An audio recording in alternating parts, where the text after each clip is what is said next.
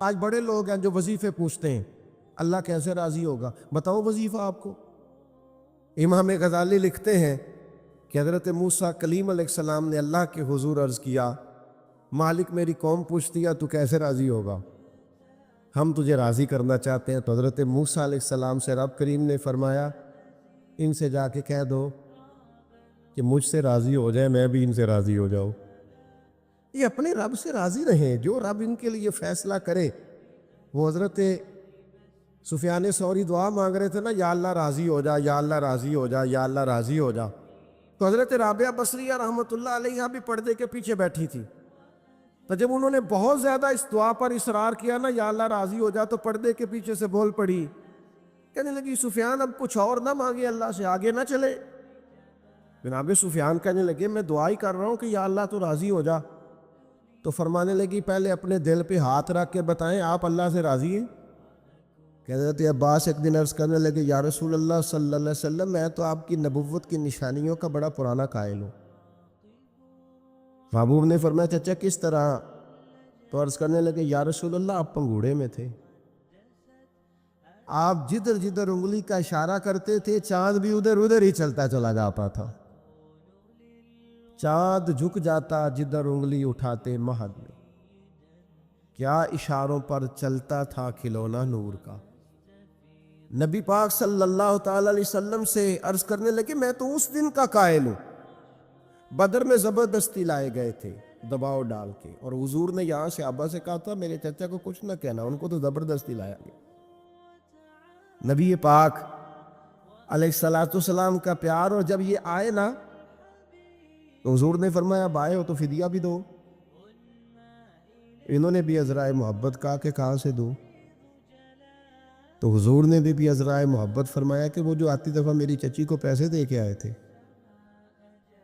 کہ آ گیا تو استعمال کر لوں گا ورنہ تم یہ کام کر لینا۔ تو حضرت عباس تو سن کے کانپنے لگے، کہنے لگے وہ تو مجھے اور میری بیوی کے علاوہ کسی کو پتہ ہی نہیں۔ یہ سن کر حضرت عباس پر راشا ہوا طاری کہ پیغمبر تو رکھتا ہے دلوں کی بھی خبرداری۔ خیال آیا مسلمان نیک و بد پہچان جاتے ہیں، محمد آدمی کے دل کی باتیں جان جاتے ہیں، صلی اللہ تعالی علیہ وآلہ وبارک وسلم۔ تو حضرت عباس رضی اللہ تعالیٰ عنہ اس خوبصورتی کے ساتھ نبی پاک صلی اللہ علیہ وسلم کے ساتھ وابستہ، زمانہ جاہلیت میں بھی کچھ لوگ بڑی عزت کی نگاہ سے دیکھے جاتے تھے، کچھ لوگ اس دور میں بھی لکھنا پڑھنا جانتے تھے، ان میں حضرت عباس کا شمار ہوتا تھا، بڑی عزت کی نگاہ سے دیکھے جاتے، اور پھر اللہ تعالیٰ نے انہیں اعزاز عطا کیا۔ بڑے خوش قسمت لوگ ہوتے ہیں جن کے ذمہ مسجد لگتی ہے، بڑے خوش قسمت، بڑے خوش نصیب وہ لوگ ہوتے ہیں جن کی ڈیوٹی لگتی ہے رب کے گھر میں جھاڑو دینے کی، وہ اپنے نصیبوں پہ رشک کریں، جن کی ذمہ داری لگتی ہے، جن کے ہاتھ میں کنجی ہوتی ہے، وہ کبھی دروازہ کھولتے ہیں اللہ کے گھر کا، کبھی بند کرتے ہیں، کبھی یہ سعادتیں محنت سے نہیں ملتی، خدا کے فضل سے ملتی، انہیں بھی عاجزی کرنی چاہیے، اور ہمیں بھی ان لوگوں کو رشک کی نظر سے دیکھنا چاہیے، رشک کی نظر سے جو یہ والی خدمات سر انجام دیتے ہیں۔ بڑی پرانی بات ہے، ہم ایک جگہ پہ بیٹھے ہوئے تھے طلباء، ہمارے استاد بھی تھے، تو ایک صاحب آگے کہنے لگے تسی مسیح تڑو؟ تو ہمارے استاد سے فرمانے لگے الحمدللہ الحمدللہ، فرمانے لگے اللہ کے فضل سے، اس کے کرم سے۔ اس کے ساتھ یہ بھی شامل کر لیں این سعادت بزور بازو نیس، یہ سعادتیں بازو کی طاقت سے ملتی ہیں، یہ تو تب ملتی ہیں جب خدا فضل فرماتا ہے۔ حضرت عباس کو یہ اعزاز ملا کہ ان کے والد جناب حضرت عبد المطلب رضی اللہ تعالیٰ عنہ کعبے کی دیکھ بھال کرتے، آب زمزم کا بندوبست کرتے، زائرین کو آسانیاں دیتے، ان کے بعد یہ خدمت حضرت عباس کے حصے میں آئی۔ حضرت عباس ڈیوٹی کرتے، روب بڑا تھا، قد بڑا تھا، کبھی بولتے تھے نا رات کو پہاڑی پہ چڑھ کے تو 8 میل تک آواز سنائی دیتی تھی۔ یہ جو ایڈمنسٹریٹر ہوتا ہے نا، اسے بعضوں کا سخت فیصلے بھی کرنے پڑتے ہیں، اس نے کسی چیز کا انتظام کرنا ہوتا ہے نا، اس نے سخت فیصلے بھی، یعنی ڈاکٹر کے پاس لوگ علاج کرانے جاتے ہیں پر کبھی کبھی اسے آپریشن بھی کرنا پڑتا ہے، کبھی کبھی وہ مناسب سمجھتا ہے تو کوئی انگلی کاٹ بھی دیتا ہے۔ اب یہ اس کا ظلم نہیں ہے، یہ باقی ساری ذمہ داری ہے اس کی، اس نے انصاف کیا۔ جڑی بوٹی کاٹے تو اصل فصل کا بھلا ہوتا ہے۔ بات کی سمجھ آ رہی ہے؟ اس لیے جو ایڈمنسٹریٹر ہوتا ہے نا بندوبست، اس سے لوگوں کو شکوے بھی ہوتے ہیں، دیکھو جی فلانے سے کو چھٹی دے دی، فلانے سے معذرت، یہ شکوے بھی ہوتے ہیں، لیکن چونکہ وہ ایڈمنسٹریٹر ہے اس نے نہ چاہتے ہوئے بھی کچھ سخت فیصلے کرنے ہوتے ہیں۔ حضرت عباس کا روب تھا، کسی کی طاقت نہیں تھی حرم شریف میں کوئی بات بھی کر سکے، نہ کوئی غیبت کر سکتا تھا، نہ کوئی غلط جملہ نکالتا تھا۔ یہ حضرت عباس کا روب تھا، فرماتے تھے یہ رب کا گھر ہے، اس کا ادب کرنا پڑے گا۔ اللہ تعالیٰ نے انہیں اعزاز دیا، شان دی۔ نبی پاک صاحب الالاق سید عالم صلی اللہ علیہ وسلم ان سے محبت فرماتے ہیں۔ ایک دن حضور نے فرمایا، امام سیوطی نے بھی اس کو لکھا ہے اور امام طبرانی نے بھی، ایک دن حضور نے فرمایا چچا کل گھر رہنا، میں آپ کے گھر آؤں گا۔ اور یار سارا زمانہ منت کرے کہ لنگ کئی مہینے تے برس گئے تے تیری دید نو تیدے ترس گئے، لوگ منت کرے اور یہاں حضور خود فرمائے چچا میں آؤں گا کل تمہارے گھر۔ نرخ بازار محبت کا انوکھا ہی ہو گیا۔ نبی کریم صلی اللہ تعالی علیہ وسلم نے فرمایا چچا کل گھر رہنا، میں آؤں گا۔ چاشت کی نماز کے بعد محبوب ان کے گھر گئے، اتنا پیار ہے چچا سے، اتنی محبت ہے نبی پاک کو، اپنے اس قریبی سے تشریف لے گئے اور پھر ان کو سارے خاندان سے کہا ایک جگہ اکٹھے ہو جاؤ۔ جب وہ اکٹھے ہو گئے تو اپنی مقدس چادر اوپر ڈال دی سب کے، اور پھر ہاتھ اٹھا کے کہا اللہ یہ میرے چچا ہے، میرے والد کی جگہ ہے، یا اللہ یہ میرا خاندان ہے، مالک جس طرح میں نے انہیں اپنی چادر میں چھپا لیا ہے تو بھی رحمت میں چھپا لینا اور دوزخ سے ہمیشہ کے لیے دور فرما دینا۔ نبی پاک صلی اللہ علیہ وسلم نے پیار کیا۔ میرا یہ تجربہ ہے، بھتیجے بڑے پیارے لگتے اور بھتیجوں کو بھی چچا پیارا، لیکن وہ چونکہ برابر کا شریک ہوتا ہے نا ابا جائیداد میں چچا کے ساتھ، تو پھر تھوڑی بہت ہی ہلکی ہلکی رنجشیں بھی۔ میں اکثر کہتا ہوں کہ بندہ اپنے بچوں کے سامنے بھائی کی غلطیاں بیان کر لیتا ہے نا پہلے، کبھی غصہ آتا ہے پھر وہ ساری باتیں کر بیٹھتا ہے، لیکن اندر سے نا وہ بھتیجے برے لگتے نہیں، اپنے بچوں سے ڈرتے ڈرتے باتیں کرتا ہے۔ میں ویسے بچے کہہ رہا ہوں، آپ نے کچھ اور بھی سمجھنا ہوا تو سمجھ لیجئے گا، میں ویسے بچے کہہ رہا ہوں کہ وہ ڈرتا ڈرتا باتیں بھائیوں کی کرتا ہے، لیکن بہرحال وہ پیارے ہوتے ہیں۔ میں نے دیکھا ہے ہمارے والد صاحب کبھی چچاؤں کو ضرورت پڑ گئی، کوئی ضرورت، تو اب وہ بات بھلا کس طرح کرتے، وہ میرے کو نہ پھر 2 لاکھ مانگ لیا ہے، میں نہیں انہیں دے سکتا، انی نہیں میری روپیہ لاکھ کو دیاں گا پتر کنے کوئی دا پیچھے۔ تو میں ان کا چہرہ دے کے کہتا تھا، میں کہ ابا جی دل تو اڈا 2.5 دن تے کردا ہے، لیکن وہ ہمیں مطمئن کر رہے ہیں نا، آپ ہمیں راضی کر رہے ہیں، تو دل تو اڈا کردا ہے کہ انہیں 2 مانگے ہیں تو میں انہوں 2.5 دیا۔ پیارے ہوتے ہیں نا بھائی، کیا کیا جائے، ان جیسا رشتہ کوئی نہیں۔ لیکن وہ بندہ باتیں کر بیٹھتا ہے تو تھوڑا بہت پھر وہ نا اپنے بچوں کو مطمئن کرنے کے لیے، وہ بھی میں نے بھائی دیکھے ہیں جو دروازوں پہ کھڑے ہو کے بھائیوں کو دیکھتے ہیں، الماریوں سے دیکھتا ہے، ایسے قد اونچا ہوتا ہے میرا بھائی فلانی جگہ کامیاب ہو گیا، یہ ہوتا ہے، کیا کیا جائے۔ تو حضرت عباس رضی اللہ تعالیٰ عنہ کا حضور سے پیار اور نبی کریم کا اپنے چچا سے پیار، یہ کوئی انفرادی سا رنگ ہے، انفرادی سا۔ اور پھر چچی کا پیار، ایک دفعہ حضرت ام فضل نے نا لاٹھ لے کے ڈنڈا لے کے مارا ابو لہب کو، اس نے کو بات ایسی کر دی تھی تو چچی نے مارا، یعنی چچی کا حضور سے بڑا پیار۔ میں کبھی کہتا ہوں کہ آپ کو یہ ساری باتیں مجھے اور آپ کو پتہ چل جائے نا، صرف پتہ ہی چل جائے، ان سے اتنی روشنی ملے گی کہ ہمارے گھروں تک نور آئے گا، ہماری گھریلو زندگیاں سکون میں آ جائیں گی اگر ان لوگوں کے حالات ہم تک آ جائیں۔ نبی پاک صلی اللہ تعالی علیہ وآلہ وسلم اتنی محبت کرتے، 3 چیزیں بڑی زیادہ تھی حضرت عباس کے اندر، خود حضور نے بیان فرمایا، فرمایا کہ تو عباس سخی بڑے، اور یہ یاد رکھیے گا، بخاری میں پورا باب ہے کہ بندہ جیب کا سخی نہیں ہوتا، سخی بندہ دل کا ہوتا ہے۔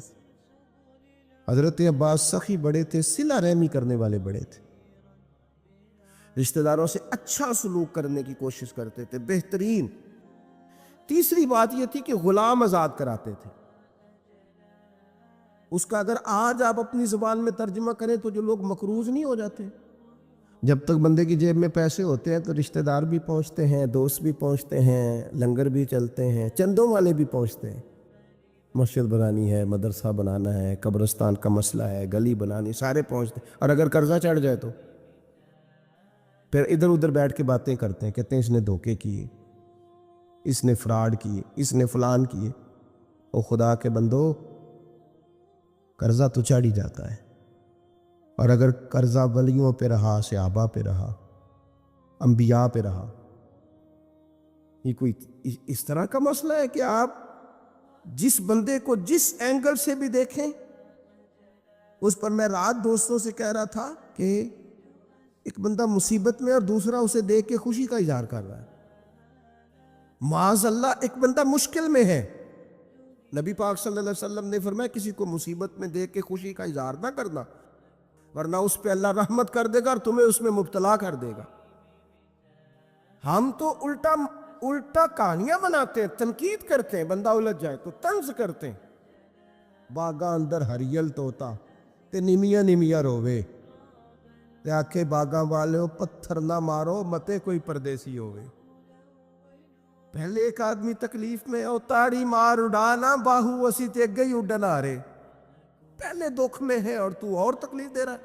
اس لیے عزیزو، یہ جو انداز ہے یہ ٹھیک نہیں ہے۔ حضرت عباس کا طریقہ کیا ہے؟ یہ جو ہوتے تھے نا غلام، ان کی گردنیں، پیسے لے لیتے تھے ان کے مالک تو گردنیں۔ چلے آج بھی اگر آپ نے ترجمہ کرنا ہو تو لوگ ایڈوانس لے کے نہیں بیچارے پھنس جاتے، جان چھوٹتی ہے پھر اس ملازم کی۔ تھوڑے تھوڑے قرضوں میں لوگوں کو قیدی نہیں بنا لیا جاتا۔ حضرت عباس کا شوق تھا غلاموں کو خرید کے آزاد کرنا۔ کہتے تھے اللہ کے بندے آزادی سے زندگی گزارے تو میرا دل ٹھنڈا ہوتا ہے۔ غلام آزاد کرنا، او بھائی مقروض کو تو زکوٰۃ بھی لگتی ہے۔ ہمارے یہاں جب لوگ مقروض ہو جاتے ہیں تو معاذ اللہ خودکشیاں کرتے ہیں، کیوں؟ کہ ہم آگے بڑھ کے ان کا ہاتھ نہیں تھامتے، ان کی مدد نہیں کرتے۔ حضرت عباس نے تو وصال سے کچھ دن پہلے اپنے شہزادے سے فرمایا یہ میں نے 70 لوگوں کی لسٹ بنائی ہے، یہ غلام ہے پتر، ان کو خرید کے آزاد کرنا ہے۔ 70 لوگ آزاد کیے انہوں نے۔ لوگوں کی گردنیں چھڑانے کے لیے کردار ادا کریں۔ اگر کوئی بیچارہ کہیں الجھ گیا تو بازو تھام کے باہر نکالیں، یہ خیر والا کام ہے، اسے کرے۔ نبی پاک صلی اللہ علیہ وسلم کی جو خوبصورت مسجد مبارکہ نا، مسجد نبوی شریف، اس کے بالکل ساتھ پہلے تو حضرت عباس نے کئی دفعہ کہا یا رسول اللہ میں بھی آ جاؤں مدینے، فرمایا آپ وہاں ٹھہریے۔ اور حضور فرمانے لگے میں نبیوں میں آخری ہوں اور لگتا ہے آپ ہجرت کرنے والوں میں آخری ہوں گے، مدینے کی طرف آنے والے۔ خود حضور نے جب اجازت دی تو تشریف لائے، مسجد نبوی کے ساتھ مکان بنایا۔ حضرت عمر فاروق کا دور خلافت تھا، یہ آپ کو کتب حدیث میں ہر جگہ حدیث ملے گی، اور مسند امام احمد بن حنبل میں ملے گی۔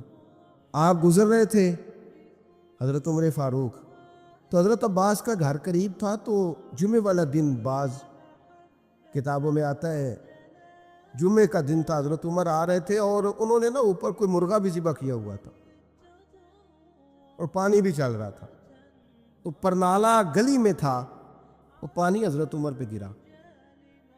آپ نے محسوس کیا کہ تو باقی نمازیوں کو بھی تکلیف دیتا ہوگا، بھائی مسجد کے دروازے پر پرنالہ ہو تو کوئی برداشت کرتا ہے؟ حضرت عمر نے کہا اکھیڑ دو پرنالہ، اکھیڑ دیا۔ سید اللہ فاروق اعظم نے نماز پڑھائی، نماز کے بعد حضرت عباس آئے رضی اللہ تعالیٰ، کہنے لگے پرنالہ آپ نے اکھیڑا؟ جناب عمر نے وجہ بیان کی، فرمایا وہ چینٹے پڑتے تھے، نمازیوں کو تکلیف ہوتی تھی، معقول وجہ، اکھیڑ دیا۔ حضرت عباس کہنے لگے بالکل ٹھیک ہے، میں آپ پر کوئی جبر نہیں کرتا، میں جواب میں کوئی بات نہیں کرتا، ایک بار صرف کہتا ہوں وہ سن لیں گے؟ حضرت عمر نے کہا کہیے۔ تو حضرت عباس کہنے لگے جب میں یہ مکان بنا رہا تھا تو حضور تشریف لائے تھے، اور نبی پاک صلی اللہ تعالیٰ علیہ وسلم نے نا میرے کندھوں پہ خود سوار ہو کے اپنے دست مبارک سے یہ پرنالہ لگایا تھا. کپڑے پہ چیٹے پڑے ہیں نا، وجہ تو موجود ہے نا.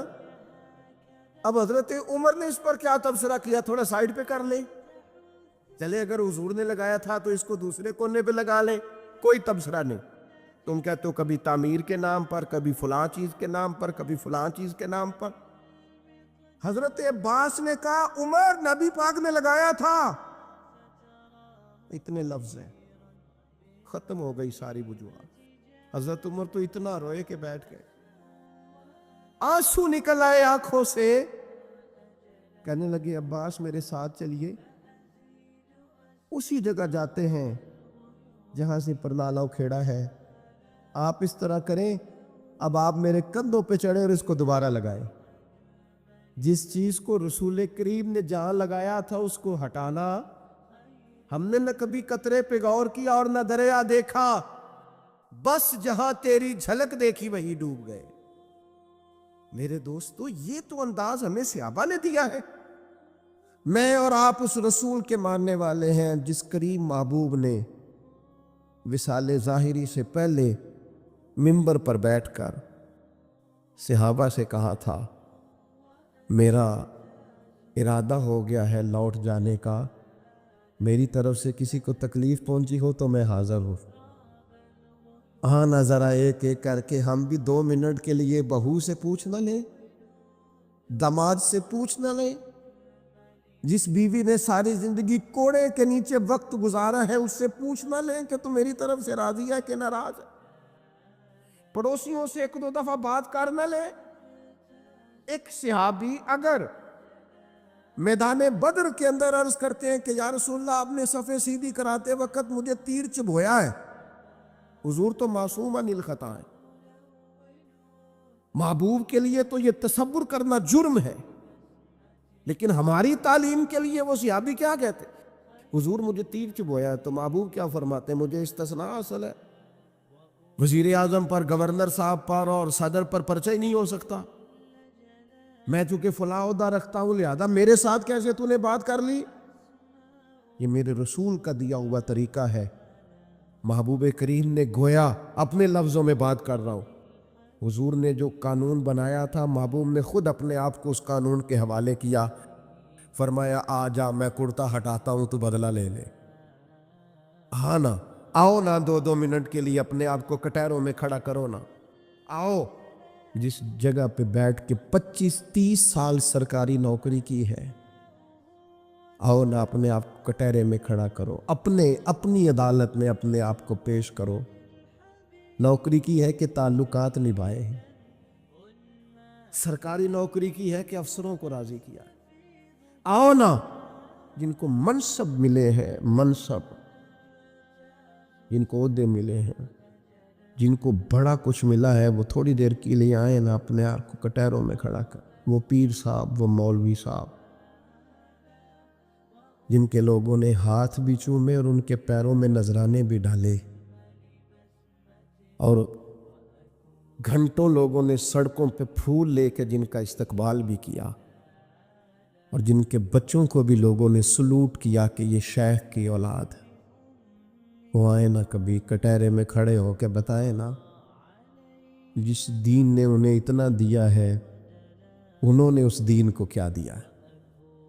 وہ اپنی عدالت میں خود پیش ہوں، وہ بتائیں کہ تم بتاؤ نا تمہارے ارد گرد والے بہت سارے لوگ وہ بھی ہیں جو چھابڑی لے کے سودا بیچنے جاتے ہیں، تمہارے ساتھ اٹھنے بیٹھنے والے وہ بھی ہیں جو 30-40 ہزار کی نوکری کرتے ہیں. خس خس جنہ قدر دا میرا تے صاحب نو وڈیائیاں، میں تے گلیاں دا روڑا کوڑا تے محل چڑھایا سائیاں. تو دے نہ جواب دے، لیکن حق بات کی ضرورت ہی نہیں، مزاج ہی نہیں، طے کر لیا ہے کہ حق نہیں کہنا. صرف گروپ بندی کرنی ہے، صرف مزاج یہ بنا لیا ہے کہ میں کسی کو ناراض نہیں کرنا چاہتا، ہو جائے ساری دنیا ناراض ہوتی ہے. بس یہ سوچ کے رات سو جانا سارے ناراض ہو جائیں تو کام چل جائے گا، کہیں اللہ رسول نہ ناراض ہو جائے. یہ سوچ کے سویا کرو. ہمارا حضرت صفیہ رضی اللہ تعالیٰ عنہ ام المومنین ہے. آپ کا چونکہ ایک یہودیوں کی فیملی سے تعلق تھا، فرماتے ہیں میرے والد اور میرے چچا مجھ سے بڑا پیار کرتے تھے، میری طرف بڑی توجہ رکھتے تھے. تو میں جس دن حضور مسجد قباء کے قریب تشریف لائے تو میرے چچا اور والد حضور سے مل کے آئے. تو ان کی کیفیت اتنی بدلی ہوئی تھی، انداز اتنا بدلا ہوا تھا کہ میں ان سے ملنے گئی تو انہوں نے توجہ ہی نہیں کی. میں دروازے تک ان کے استقبال کو گئی، انہوں نے توجہ کوئی نہیں کی، بڑے عجیب سے پریشان تھے. پانی پوچھا تو انہوں نے اس پر بھی کوئی بات نہ کی. ایک دوسرے سے وہ کلام کرنے لگے والد اور چچا. تو میرے چچا والد سے پوچھتے ہیں کہ وہ جو تورات میں ہم نے نشانیاں پڑھی تھی یہ وہی نبی ہیں؟ تو میرے والد کہنے لگے حرف حرف سچا ہے، یہ وہی پیغمبر ہے. میرے چچا کہنے لگے پھر خیال کیا ہے آپ کا، کرنا کیا ہے؟ تو کہنے لگے میں جب تک زندہ رہوں گا معاذ اللہ ان کی مخالفت کرتا رہوں. حق پہنچ گیا ہے، اطلاع آ گئی ہے، انشراح صدر ہو گیا ہے، دل گواہی دے رہا ہے سچے رسول. حضرت صفیہ رضی اللہ تعالیٰ عنہ ام المومنین فرماتی ہیں کہنے لگے یہ وہی رسول ہیں، ایک ایک بات سچی ہے، ایک ایک حرف سچا ہے، ایک ایک قول سچا ہے. ان کی تو ادائیں بھی وہی ہیں جو تورات زبور انجیل میں لکھی ہیں، لیکن میں ساری زندگی مخالفت کروں گا. ہم نے غور کرنا ہے یہودیوں والی یہ عادت کہیں مسلمانوں میں تو سرایت نہیں کر گئی، جس کا ہمیں پورا پتہ چل جاتا ہے یہ حق ہے ہم اس کے بھی مخالف ہیں. جس کی بات کے بارے میں انشراح صدر ہو جاتا ہے، دل گواہی دیتا ہے کہ بات بالکل ٹھیک ہے، اس کو بھی قبول نہیں کرتے. تو اہل یہود کا طریقہ ہے. مسلمانوں میں کیسے آ گیا؟ یہ کب ہوتا ہے؟ یہ کیوں ہوتا ہے؟ کیا چیز وجہ بنتی ہے کہ جب انسان اس طرح کا رویہ اختیار کرتا ہے؟ تو قرآن مجید نے اسے بھی بیان کیا. فرمایا اَرَأَيْتَ مَنِ اتَّخَذَ إِلَٰهَهُ هَوَاهُ، کیا آپ نے اس شخص کو دیکھا ہے جس نے اپنے نفس کی خواہش کو ہی اپنا خدا بنا لیا؟ اَرَأَيْتَ، کیا آپ نے دیکھا ہے مَنِ اتَّخَذَ إِلَٰهَهُ هَوَاهُ، اس شخص کو دیکھا ہے جس نے خواہش نفس کو ہی خدا مان لیا. نبی پاک صلی اللہ تعالیٰ علیہ وسلم نے ارشاد فرمایا آسمان کے سائے کے نیچے اللہ کے سوا پوجے جانے والے معبودوں میں سے سب سے سنگین اللہ کے نزدیک وہ معبود ہے جو لوگ اپنے نفس کی خواہش کو معبود بنا کے پوجتے ہیں. رب کہتا ہے انہوں نے اللہ کے مقابلے میں معبود بنا لیا. کس کو؟ نفس کی خواہش کو. ایک طرف اللہ کا حکم ہے، ایک طرف نفس کی خواہش ہے. چلتے کس طرف ہیں؟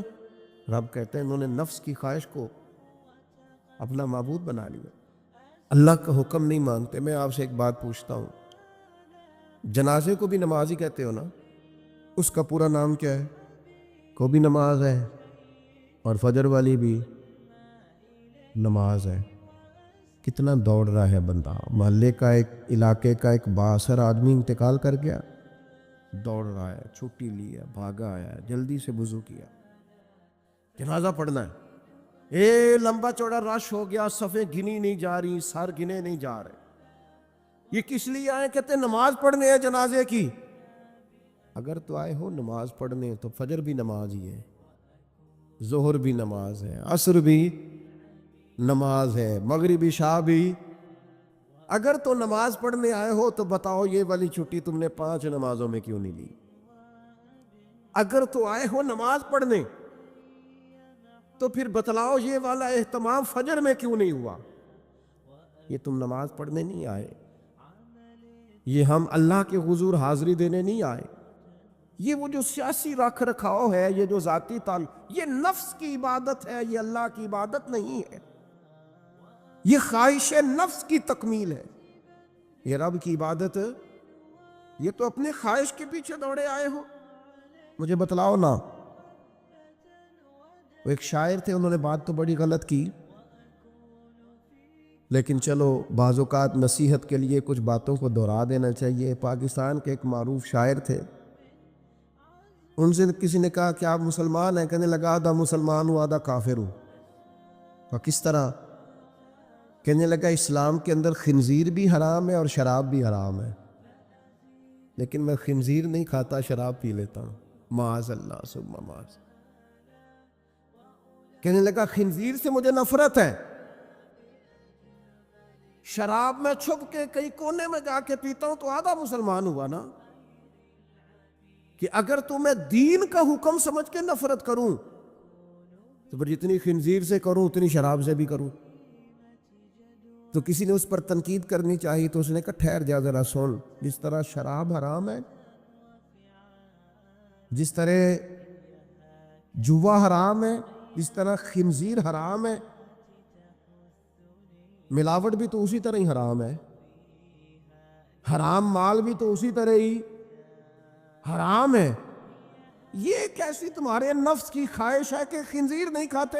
کہتے ہیں کہ کسی علاقے میں ایک آفیسر تھا تو وہ سب حرام مال اکٹھا کرتا تھا، تو کوئی کسی کی ضرورت ہی نہیں تھی اس سے بات کرنے کی، تو ایک بوڑھی اماں تھی، وہ بڑی حق بات کہنے کا مزاج رکھتی تھی، تو ان کی مرغی مر گئی، تو اس کے گلے پہ چھری چلا کے نا تو اس آفیسر کے گھر دے آئی دیسی مرغی۔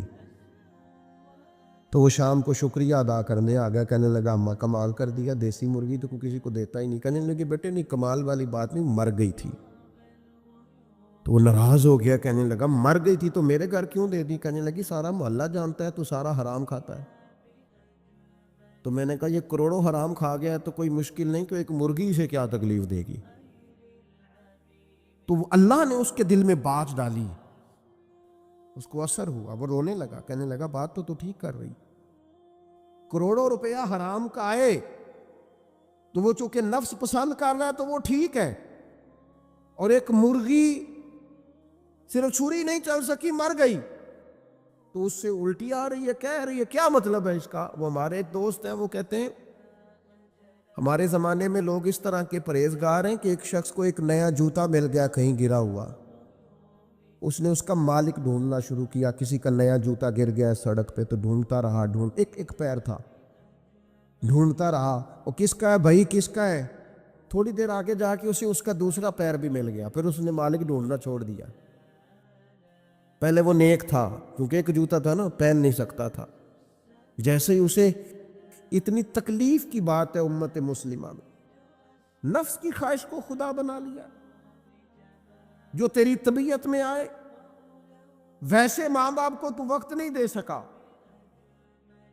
ویسے اگر تجھے کہا جائے کہ ماں باپ کی طرف سے کسی یتیم بچے کا خرچہ اٹھا لے وہ تو نہیں اٹھا سکتا، تیرے ماں باپ چلے گئے ان کی وجہ سے تو کسی غریب بہن بھائی سے تعاون کر تاکہ ماں باپ خوش ہو، اصالِ ثواب وہ تو نہیں کر سکتا، دیکھیں چیلم پہ 50 پکیں گی، جو کہ پتہ چلے نا برادری کو کہ جناب نے چیلم کیا۔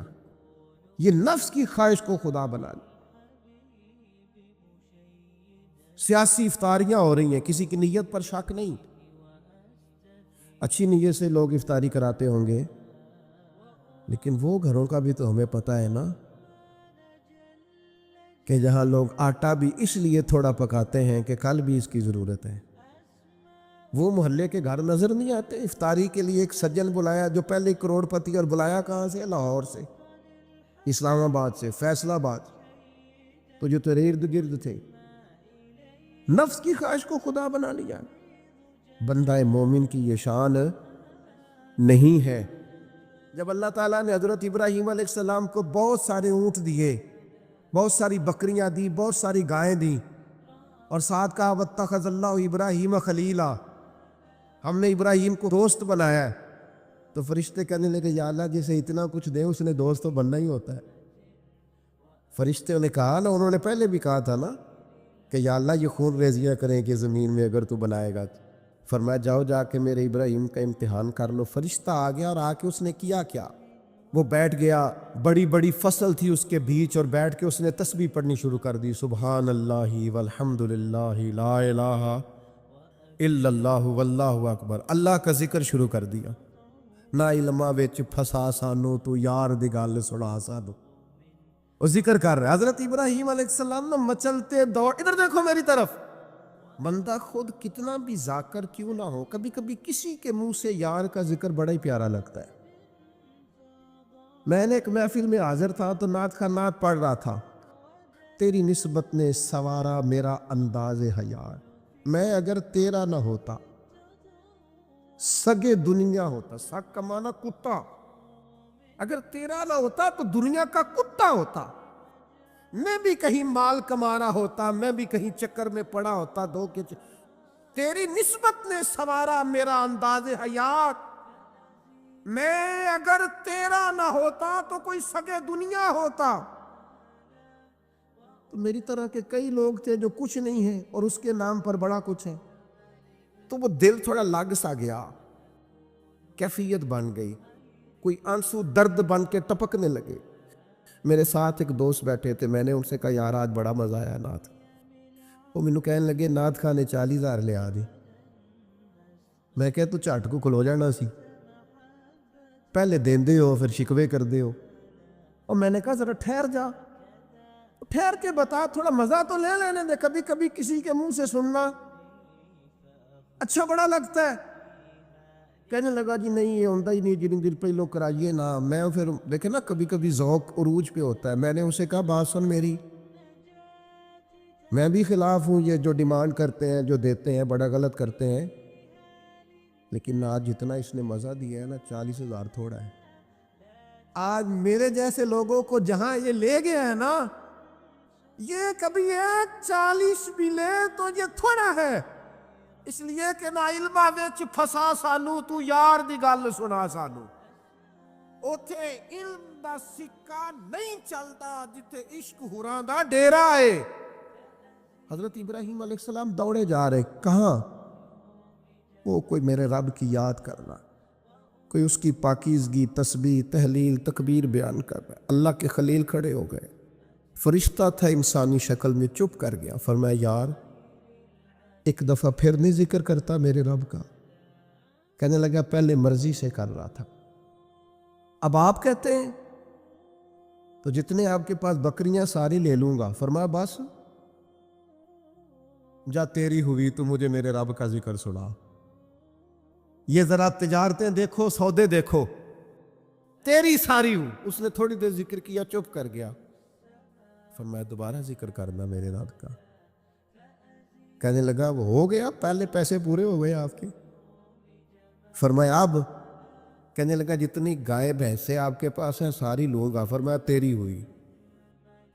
اس نے تھوڑی دیر ذکر کیا، پھر چپ کر گیا۔ فرمایا آپ کیا چاہیے؟ کہنے لگا صرف اونٹ بچے ہیں، سارے دے دو، اللہ کا ذکر سنا دیتا ہوں۔ فرمایا تیرے ہوئے سارے، میرے رب کا ذکر سنا۔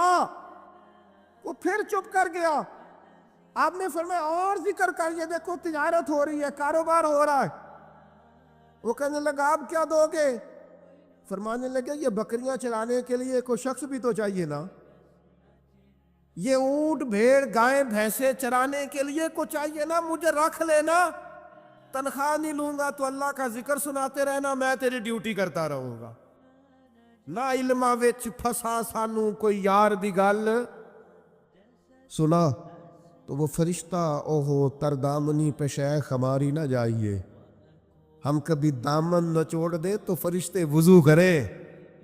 وہ فرشتہ تھا، فرشتوں کے آنسو نہیں آیا کرتے، فرشتوں میں وہ درد نہیں ہوتا، وہ معصوم مخلوق ہے اللہ کی۔ فرشتہ کھڑے ہو کے کہنے لگا مالک میں گواہی دیتا ہوں یہ شخص اس قابل ہے کہ اسے اللہ کا خلیل بنایا جائے، یہ اس قابل ہے کہ خلیل اللہ بنے۔ واتخذ اللہ ابراہیم خلیلا۔ یار ساری زندگی صرف وہی تجارت کرنی ہے کہ لاکھ کے 2 ہو جائیں؟ کوئی ایسی تجارت بھی کرو نا، کوئی ایسا سودا بھی کرو نا۔ قحط پڑ گیا نا مدینہ منورہ میں، مکہ معظمہ میں، فصلیں نہیں ہو رہی، حالات خراب ہے۔ راغبت ہے جو چیزیں شارٹ ہو جاتی ہیں پھر ان کے دام بھی۔ یہ سیلاب آیا تھا تو خیمے مہنگے کر دیے تھے مسلمانوں نے، لوگوں کو خیموں کی ضرورت تھی تو خیمے۔ یہ کرونا آیا تھا تو مسلمانوں نے ماسک مہنگے کر دیے تھے کیونکہ مجبوری تھی نا، لوگوں نے لینے تھے۔ میں مسلمانوں کی بات کر رہا ہوں کیونکہ یہاں قبضہ غیروں کا حکومتوں کی نیری بات نہیں کر رہا، جو چیز شارٹ ہو جاتی ہے اسے کیا کرتے ہیں، اسے مہنگی کر دیتے. قحط ہو گیا، غلہ مہنگا ہو گیا.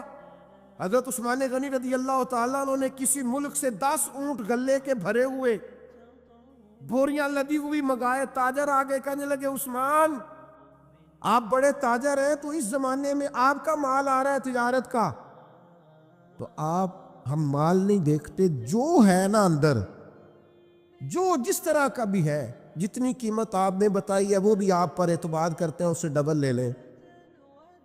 تو عثمان غنی فرمانے لگے میں نے سودا پہلے کر لیا.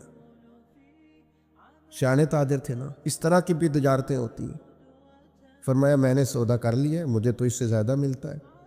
ایک تاجر بولا، کرنے لگا چلو 3 گنا لے لیں. آپ نے فرمایا یار میں نے تمہیں بتایا تو ہے، میرا سودا ہو گیا، مجھے زیادہ ملا ہے. ایک نے کہا 4، ایک نے کہا 5. بالآخر کہنے لگے اس سے زیادہ تو کوئی دے ہی نہیں سکتا، ہم بھی جانتے ہیں سارے مکے کو، سارے مدینہ طیبہ کو، اتنا بڑا تاجر ہی کوئی نہیں، آپ کو کتنا مل رہا ہے؟ فرمایا 700 گنا. وہ کہنے لگے جی یہ سوال ہی نہیں پیدا ہوتا، آپ بندے تو بڑے سچے ہیں، پتہ نہیں آپ کیا کہہ رہے ہیں. اٹھ کے چلے گئے، مال آ گیا. حضرت عثمان غنی رضی اللہ تعالیٰ عنہ نے مدینہ شریف میں اعلان کرایا جس جس غریب کے پاس غلہ کوئی نہیں آ کے لے جائے. وہ تاجر پھر آئے کہ جناب سمجھ نہیں آئی، آپ تو کہتے تھے میں نے سودا کر لیا ہے.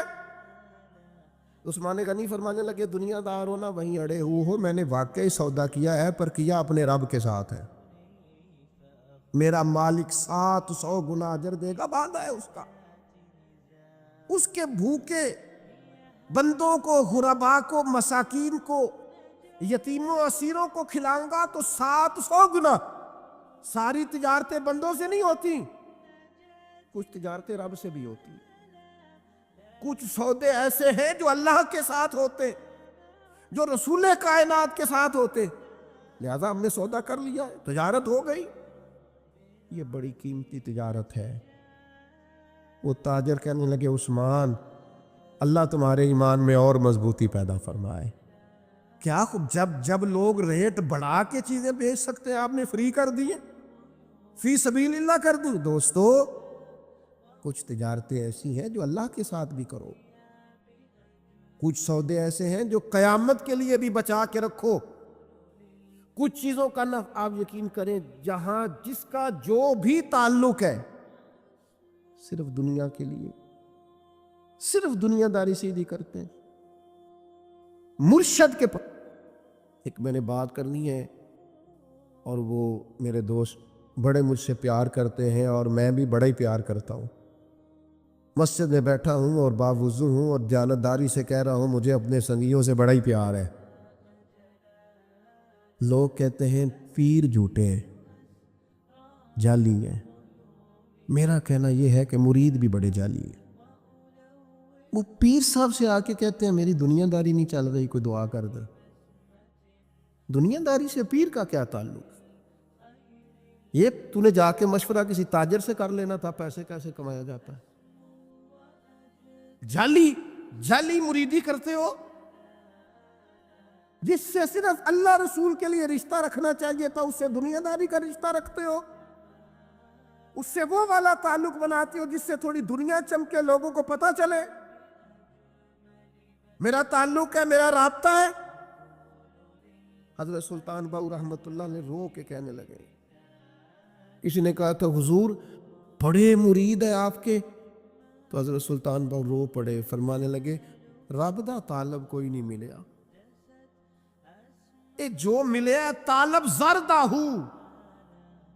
یہ دنیا کے طالب ملے، دنیا کے. یہ یہاں بھی آتے ہیں نماز پڑھوں تو رزق میں برکت ہو جائے، نماز پڑھوں تو کاروبار چل جائے، اللہ اللہ کروں تو میرا فلانا کام ہو جائے، کوئی وظیفہ بتا دے مشکلیں حل ہو جائے. او یار وہ بھی تو وظیفہ پوچھنا جس سے اللہ راضی ہو جائے،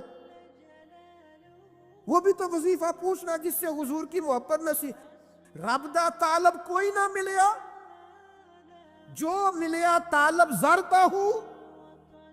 سہ نفل نمازاں پڑھیاں، ظالم نفس نہ مردہ ہوں. بانج فقیروں کسے نہ ماریا، اے ہوئی چور اندر دا ہوں. خدا کے بندو کس طرح کا تعلق، کس طرح کا لینا دینا. میرے حضور قبلہ عالم رحمت اللہ تعالیٰ علیہ فرمایا کرتے تھے، دوستو مجھے دنیا کا کام کوئی نہ بتانا، میں نے اپنے رب سے کہہ دیا ہے کہ ان کے دنیاوی مسئلے ویسے ہی حال رکھنا، انہیں مجھے کہنا ہی نہ پڑے، دنیا کے مسئلے نہ بتانا، مجھ سے اللہ رسول کی بات پوچھنا، کیونکہ میں چھوٹا سا طالب علم ہوں دین کا، میں تمہیں اللہ رسول کی بات بتانا چاہتا ہوں۔ کیا کریں؟ یہ والی تجارت کرو اللہ کے ساتھ، یہ والا رشتہ بناؤ۔ ایک خاص بات اور آپ سے کرنی ہے، ایک بہت بڑی تجارت، ذہنی تجارت بھی ہے، اللہ کی رحمت کی امید کبھی نہیں چھوڑنی۔ یہ انویسٹمنٹ کرنی ہے کہ کبھی، آپ کو پتہ ہے رحمت الہی کی امید رکھنا واجب ہے، یعنی یہ ظنی مسئلہ نہیں، یہ ضروریات دین کا مسئلہ ہے، اور یہ امید آخر تک نہیں ٹوٹنی چاہیے۔ ہر وقت رحمت کی امید رکھیں، ہر وقت کرم کی، یہ ذہن بنائیں، پھر دیکھ اس پر نتیجے کتنے۔ امام قرطبی روایت لائے ہیں، فرماتے ہیں 2 بندوں کو قیامت والے دن نہ حکم ہوگا چلو دوزخ میں، تمہارے اعمال ایسے ہیں جس پر فیصلہ جہنم کا ہے۔ 2 بندے ہیں، ایک نے دوڑ لگا دی دوزخ کی طرف، دوڑتا جا رہا ہے تیزی سے، اور دوسرا نہ ایک قدم آگے رکھتا ہے پھر پلٹ کے پیچھے دیکھتا ہے، پھر ایک قدم آگے رکھتا ہے، فرشتے لے جا رہے ہیں، پھر پلٹ کے پیچھے دیکھتا ہے۔ دوزخ کا دروازہ آ گیا، رب کریم کی آواز رحمت آئی، انہیں واپس بلاؤ نا، دونوں کو واپس بلایا۔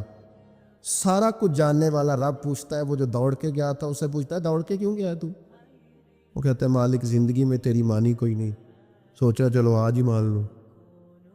اللہ کی رحمت کو جوش آیا، فرمایا اسے تو بھیجو نا جنت میں۔ چلو اس وقت اس صحیح اطاعت کا جذبہ تو بیدار ہوا نا۔ دوسرے سے پوچھا بھائی تو کیوں نہیں جا رہا تھا؟ وہ کہنے لگا مالک میری ساری زندگی کی امید رہی ہے کہ میرے رب نے معاف کر دینا، معافی مل جانی ہے، کرم ہو جانا ہے، فضل ہی ہونا ہے۔ یہ جو لوگ کہتے ہیں نا جی اوہو قدم آگے رکھتا ہوں میرا پیچھے جاتا ہے، تو بھئی اللہ کا فیصلہ اگر پیچھے جانا ہے تو اس پہ خوش ہو جا، تو خدا کی رحمت پر امید تو کر، جو اللہ فیصلہ کرے گا کرم والا ہوگا۔ وہ عرض کرنے لگا مالک فرشتے مجھے لے جاتے تھے پر میرے اندر سے آواز آتی تھی رب کریم ہے، آواز کرم آ جائے گی۔ مالک دوزخ کا دروازہ آ گیا پر میری امید ٹوٹی نہیں، میری قائم رہی، اور جب تیری آواز رحمت آئی نہ کہ آ جا، تو پھر میرے اندر سے وہ عقیدہ اور تگڑا ہوا، دیکھا نا بلا لیا نا تیرے رب نے، آ گئی نا رحمت کی آواز، بلا لیا نا۔ تو اللہ کریم نے فرمایا فرشتو اس کے سارے گناہوں پر قلم پھیر دو، جو میری رحمت کی اتنی امید رکھے اسے دوزخ میں نہیں جنت میں داخل کیا جاتا ہے۔ ایک نوجوان لڑکا حضور کی خدمت میں آیا کرتا تھا، محبت کرتا تھا وہ ایک یہودی کا بیٹا، جب بیمار ہو گیا تو نبی پاک تیمارداری کے لیے تشریف لے گئے، وہ خوش ہو گئے، غریب لوگ تھے، یہ تو کرم بالائے کرم ہو گیا کہ محبوب آ گئے۔ جب اس بچے کی آنکھوں میں محبوب نے اپنے لیے پیار دیکھا تو پتہ ہے سرکار نے مطالبہ کیا کیا؟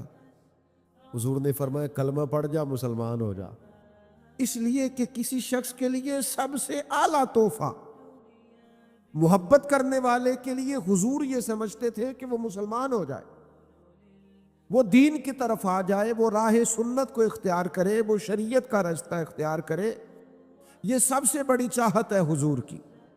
اس نوجوان نے کلمہ پڑھ لیا، پہلے اپنے والد کی طرف دیکھا، والد کہنے لگے بیٹا جیسے محبوب فرماتے کر لے، پھر وہ مسلمان ہوا، اور مسلمان ہوا تو روح پرواز کر گئی۔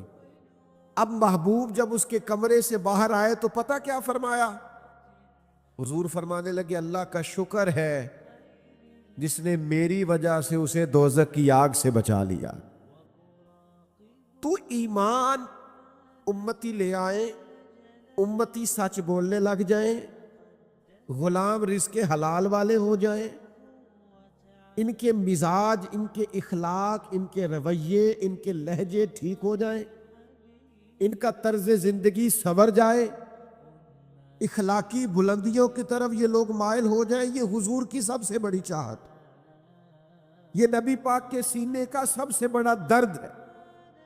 حضور چاہتے ہیں کہ لوگ وہ رستہ اختیار کریں جس سے اللہ راضی ہوتا ہے، اس کے لیے نبی پاک بڑی کاوش کرتے، اس کے لیے حضور کوشش کرتے، ہر پہلو پر رہنمائی ارشاد فرماتے، جہاں جہاں سے کوئی شخص گمراہی کی طرف بڑھ سکتا ہے ان چیزوں کی نشاندہی کرتے، رزق حلال اور حرام کی چیزوں کے بارے میں بار بار مطلع کرتے۔ خواہش تھی نبی کریم علیہ السلام کی کہ لوگ دین کی طرف آ جائیں۔ جب کوئی بڑی تکلیف دیتا، احد میں بڑی تکلیف دی لوگوں نے، اور طائف میں بڑی تکلیف دی، اور صحابہ نے مطالبہ کیا کہ یا رسول اللہ آپ دعا کریں یہ تباہ ہو جائیں، تو اس موقع پر بھی نبی پاک نے دعا یہ کی کہ یا اللہ انہیں ہدایت عطا فرما دے۔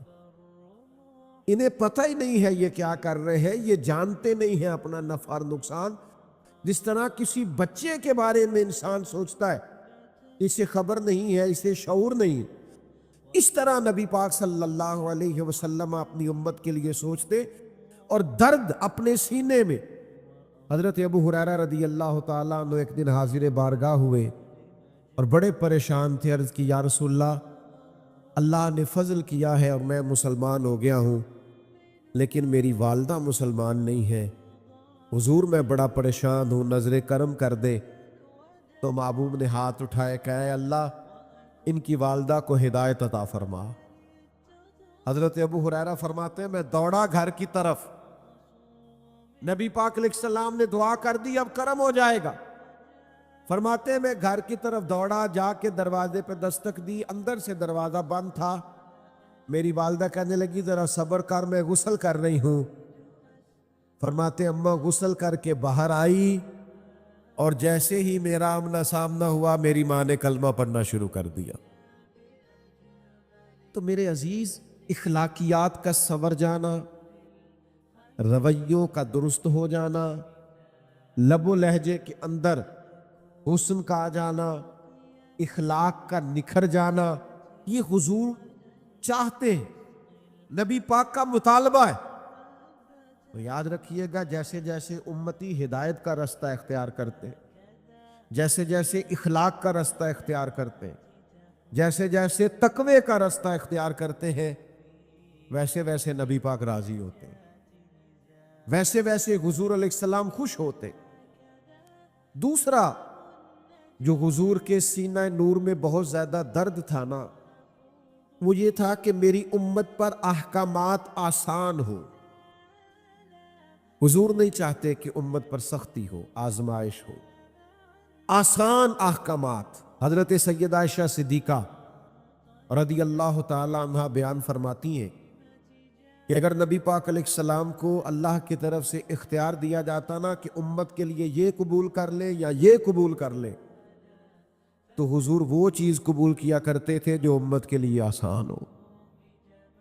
دیکھیں نا، چند دن حضور نے نمازیں تراویح پڑھائی اور پھر چھوڑ دی، فرمایا مستقل پڑھاتا رہا تو کہیں تم پر فرض نہ ہو جائے۔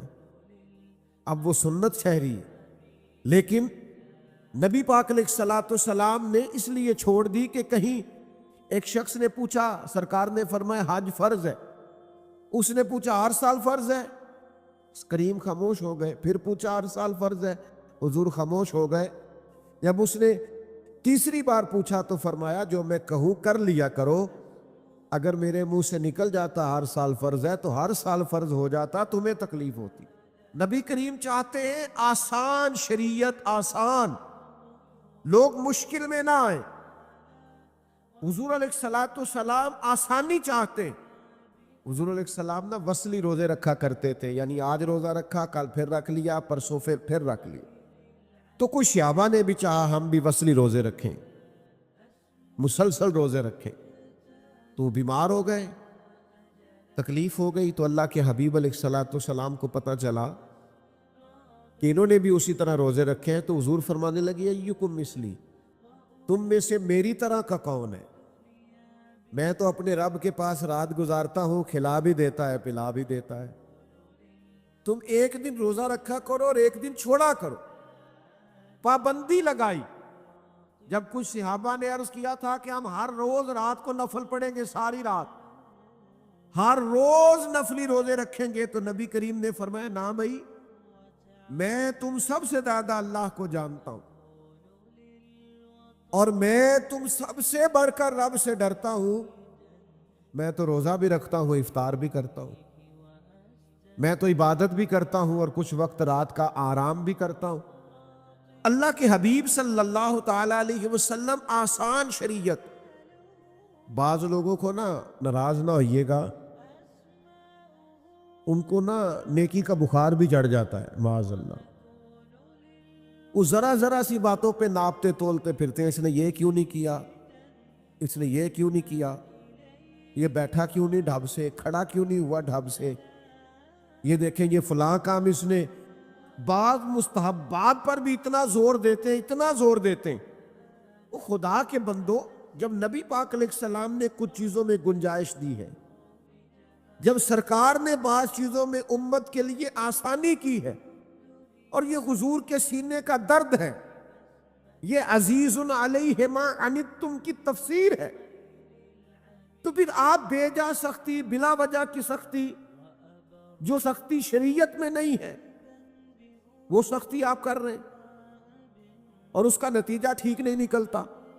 بعض لوگ اتنا مشکل دین بیان کرتے ہیں، اتنا مشکل کہ وہ لوگ سمجھتے ہیں کہ یہ تو میرے بس کی بات ہی نہیں۔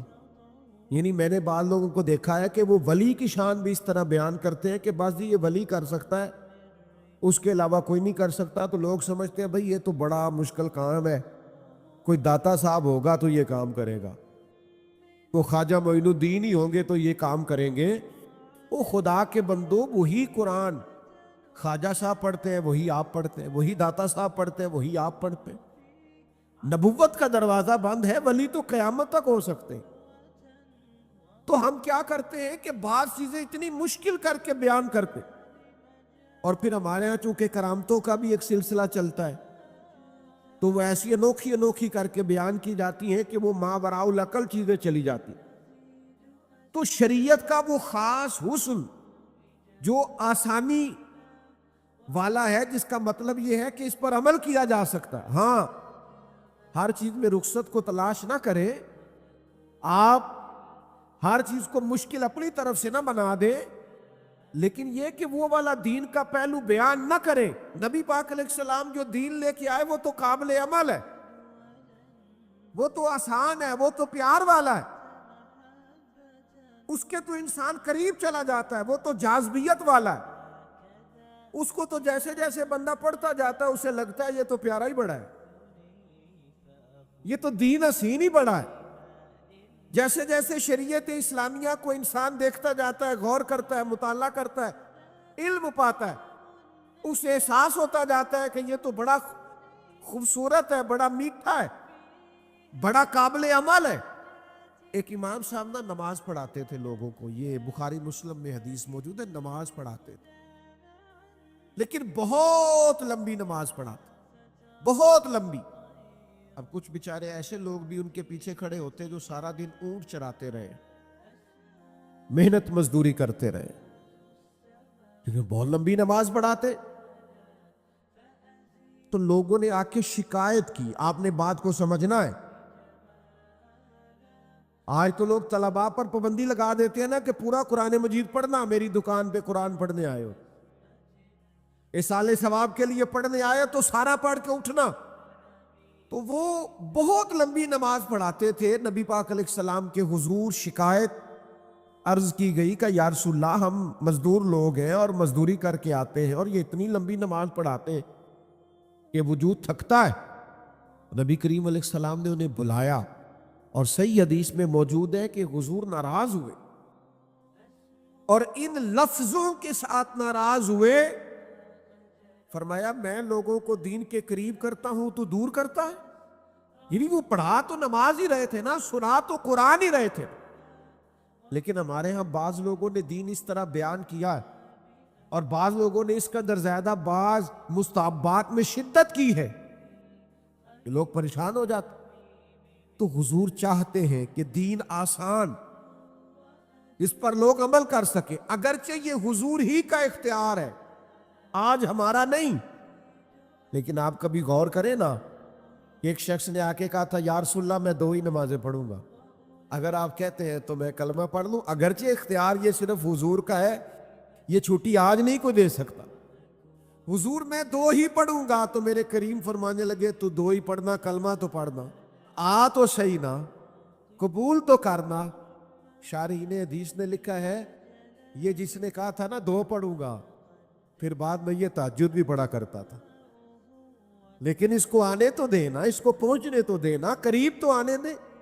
لیکن مزاجوں کی شدت, اور بعض اوقات لوگ ہمیں بھی کہتے ہیں پیر صاحب وہ تسی فلانے مرید نو کہو نا ٹھیک ہو جائے فٹافٹ, یہ بھی کرے وہ بھی کرے. سب ہو سکتا ہے, آتے ہی کہا جا سکتا ہے کہ آپ میری طرح کی بہت بڑی پگڑی رکھ لیں, جبہ پہن لیں, سارے کام ہو سکتے ہیں. لیکن میرا یہ خیال ہے کہ دھیرے دھیرے آئے گا نا تو ذرا سوچ سمجھ کے آئے گا اور پکا ہو کے آئے گا. کئی دفعہ یکدم آتے ہیں تو جتنی زور سے گیند دیوار کو لگتی ہے پھر اتنی زور سے واپس لوٹ جاتی ہے. تو نبی پاک صلی اللہ تعالی علیہ وسلم یہ چاہتے ہیں کہ لوگوں کو آسانی دی جائے. آپ دیکھیے نا, شدید بھوک لگی ہو نا اور ادھر جماعت کھڑی ہے تو شریعت کہتی ہے پہلے روٹی کھا لے پھر نماز پڑھنا, تاکہ دل جمی سے تو پڑھ سکے نا. نبی پاک علیہ السلام کے بعض اعمال بڑے پسندیدہ ہیں, لیکن حضور فرماتے ہیں میرا دل بڑا کرتا ہے پر تمہیں تکلیف ہوگی, میں تم پر پابندی نہیں لگا. حضور فرماتے ہیں ہر وضو کے ساتھ مسواک ضروری قرار دینے کو دل چاہتا ہے. میرا دل چاہتا ہے کہ میں عشاء کی نماز دیر تک مؤخر کرنے کا لوگوں سے کہوں کہ رات کے آخری حصے میں جا کے پڑھے, لیکن لوگوں کو دقت ہوگی, میں یہ نہیں کرتا. تو جب نبی پاک علیہ السلام آسان دین دیتے ہیں تو ہمیں بھی چاہیے اپنی نئی نوجوان نسل کو دین کی تعبیر اس طرح کی بتائیں کہ ان کا عمل کرنے کو دل کرے, قریب آنے کو دل کرے. آپ شریعت اسلامیہ کا کوئی ایسا زاویہ بیان نہ کرے جس سے لوگ سمجھے کہ نہیں یہ تو 1400 سال پہلے معاذ اللہ شاید عمل ہو سکتا تھا اور آج عمل نہیں ہو سکتا. تیسرا پہلو, نبی کریم صلی اللہ تعالی علیہ وآلہ وسلم کے سینے میں نا لوگوں کا غم, دنیاوی غم بھی ہے, ایمان اور ہدایت کا غم بھی حضور نے پالا ہے, شریعت آسان ہو یہ بھی نبی پاک کا غم ہے سینے کا, اور یہ بھی حضور کا غم ہے کہ لوگوں کے دنیاوی مسائل بھی ٹھیک ہو. یاد رکھیے گا اور اس کو سمجھ لیجئے گا بات کو کہ نبی پاک صلی اللہ تعالی علیہ وسلم عام معاملات کے اندر بھی, عام معاملات, دیکھیے حضور لوگوں کو مکہ مکرمہ سے مدینہ طیبہ لے کے آئے تو حضور سے بڑھ کر کوئی توکل کا سبق دینے والا نہیں ہے, اور صحابہ سے بڑھ کر کوئی صابر بھی نہیں, توکل کرنے والا بھی نہیں.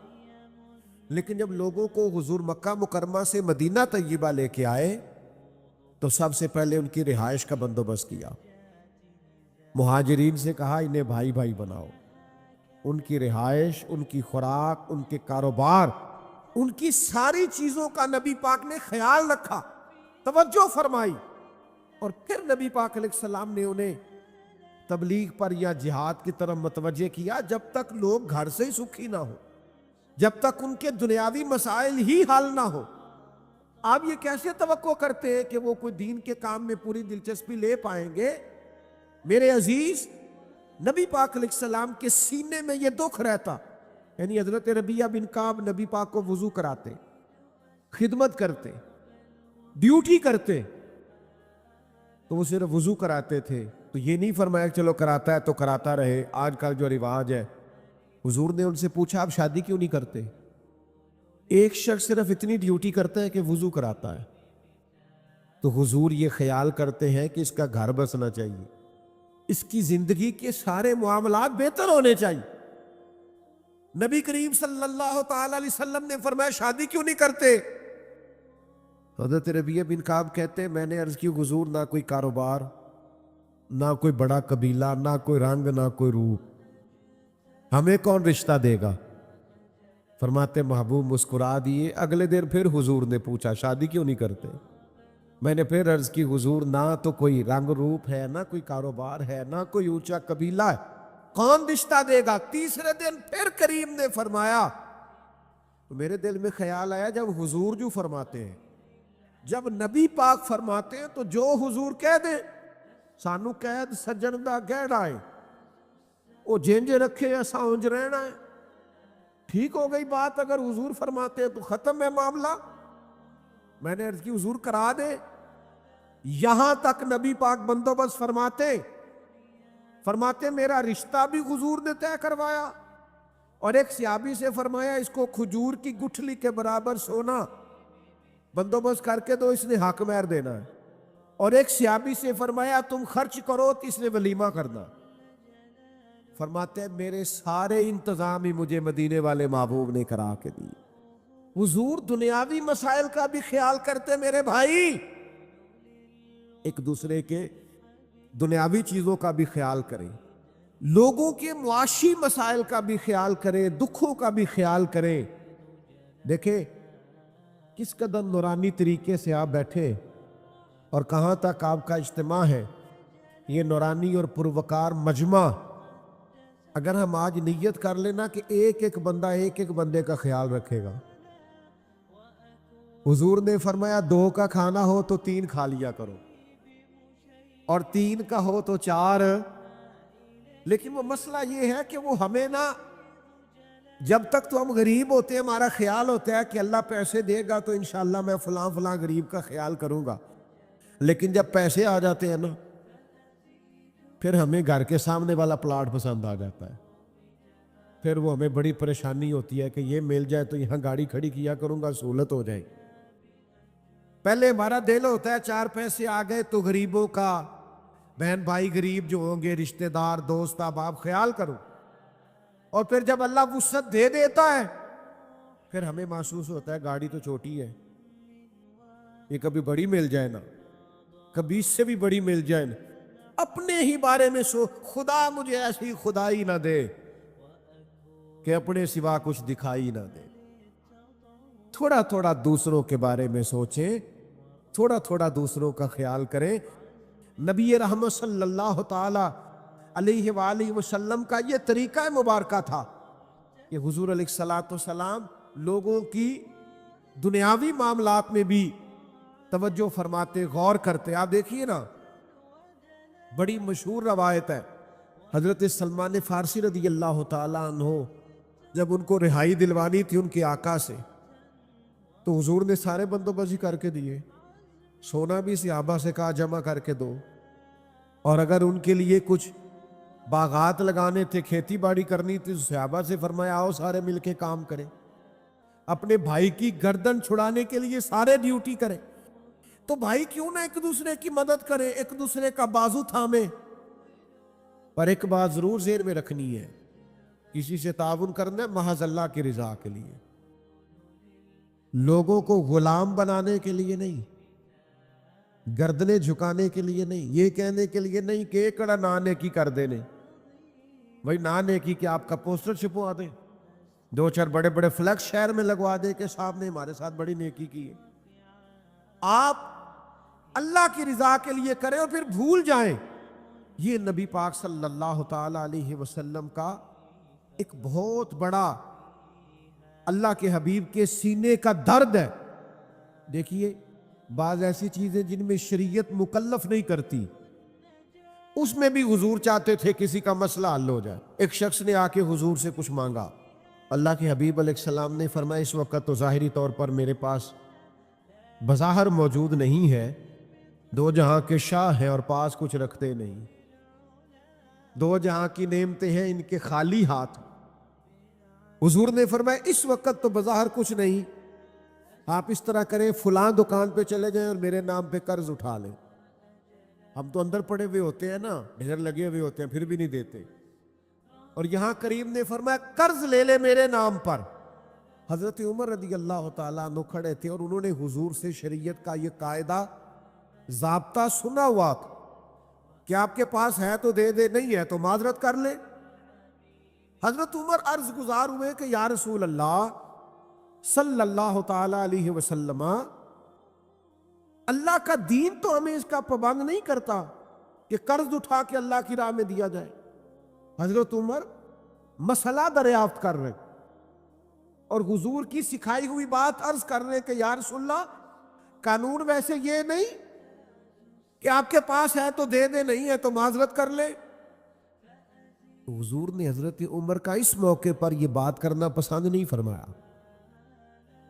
حضرت بلال عرض گزار ہوئے، یا رسول اللہ آپ بانٹیے، عرش کا مالک بڑا ہی عطا کرنے والا۔ حضور خوش ہو گئے، چہرہ مبارک اور زیادہ جگمگا اٹھا۔ کریم فرمانے لگے قرض لے لو میرے نام پر، یعنی قرض اٹھا کر بھی اگر کسی کی مدد کی جا سکتی ہے، اس کی ضرورت پوری کی جا سکتی ہے تو نبی کریم کرتے تھے۔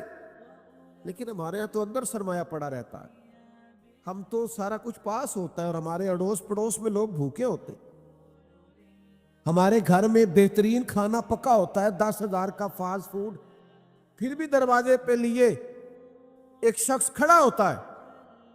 لیکن اسی گھر کے کونے کے اندر کچھ ایسے لوگ بھی ہوتے ہیں جنہوں نے شام اچار سے کھائی ہوتی، لیکن ہمیں وہ نظر ہی نہیں آتے، دکھائی نہیں دیتے، توجہ ہی نہیں کرتے، ذہن ہی نہیں بنتا۔